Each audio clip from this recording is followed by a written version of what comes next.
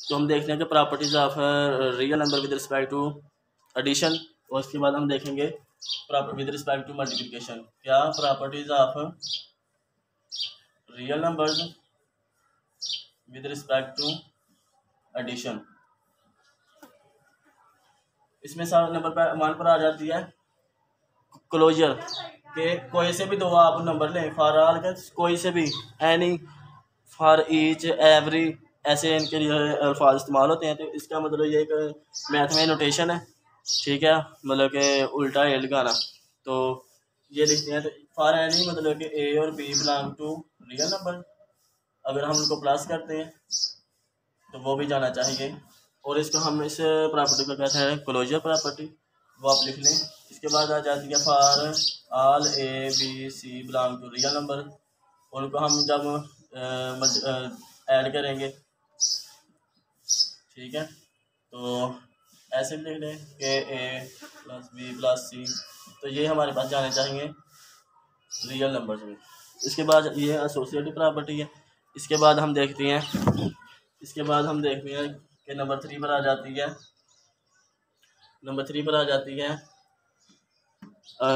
Additive identity.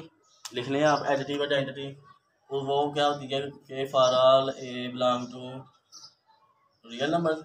और additive identity क्या होती है, ज़ीरो, कि हम किसी नंबर में ज़ीरो को ऐड करें तो वो ऐसे आना चाहिए, तो ये बिलोंग करना चाहिए इसको। तो इसको हम कहते हैं additive identity with respect to, जो है ना, with respect to addition, identity जो होती है वो ज़ीरो होती है, ठीक है। इसके बाद आ जाती है इन्वर्स प्रॉपर्टी, कि एडिटिव इन्वर्स क्या होता है कि उसके साथ हम माइनस लगा दें, ठीक है, तो वो एडिटिव इन्वर्स होगा। किसी के फॉर ऑल वे बिलोंग टू रियल नंबर, तो देयर एग्जिस्ट माइनस है, वो भी रियल नंबर से होना चाहिए, ठीक है।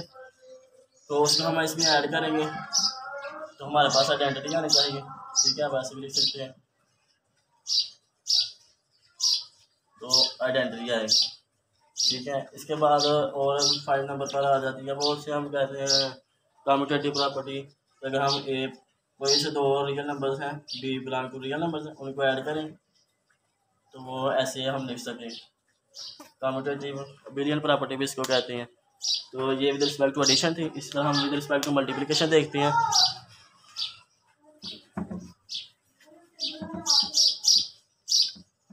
विद रिस्पेक्ट टू मल्टीप्लिकेशन में उसमें आ जाएगी वह for all A B belong to real number, तो अगर हम उनको मल्टीप्लाई करें तो वो भी रियल नंबर से जाना चाहिए। तो ये closure property with respect to multiplication, ठीक है। तो फिर इसके बाद आ जाती है नंबर 2 पर, अगर 3 नंबर हैं बिलोंग कर रहे हैं रियल नंबर को, तो फिर हम ऐसे मल्टीप्लाई कर सकते हैं, ठीक है, तो ये भी रियल नंबर में जानी चाहिए, ठीक है। इसको हम ऐसे भी लिख सकते हैं, एसोसिएटिव प्रॉपर्टी है, पहले इनको मल्टीप्लाई कर लें बाद में उसको, तो ये भी रियल नंबर में जानी चाहिए, इक्वल होनी चाहिए। फिर इसके बाद नंबर 3 पर आ जाती है multiplicative identity for all A belong to real numbers. तो मल्टीप्लिकेटिव आइडेंटिटी क्या होती है, वो होती है 1, ठीक है। जब हम इसको ए के साथ मल्टीप्लाई करें तो ये ऐसे या 1 डॉट, तो ये होती है multiplicative identity, sorry multiplicative inverse होता है, ये था मल्टीप्लिकेटिव इन्वर्स। मल्टीप्लिकेटिव आइडेंटिटी जो होती है वो ये है, नंबर 4 उसको पहले लिखना था। चलें, मल्टीप्लिकेटिव आइडेंटिटी,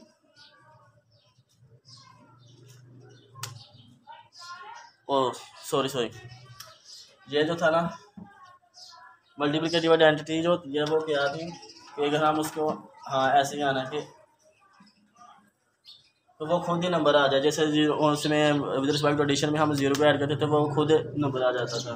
तो ये होती है मल्टीप्लिकेटिव आइडेंटिटी। फिर आ जाता है नंबर 4 पर मल्टीप्लिकेटिव इन्वर्स क्या है, for all A belong to real number, ठीक है। तो यहाँ पर एक ऐसा नंबर होना चाहिए कि जिसको हम उसके साथ मल्टीप्लाई करें तो आइडेंटिटी आ जाए हमारे पास, कैसे ए, तो ए इन्वर्स होना चाहिए, तो ये आइडेंटिटी आ जाए। ये जो आइडेंटिटी थी वो ये यहाँ मान ए डॉट 1 ओवर ए लिख लें तो 1 आएगा, ठीक है। तो ये थी मल्टीप्लिकेटिव आइडेंटिटी।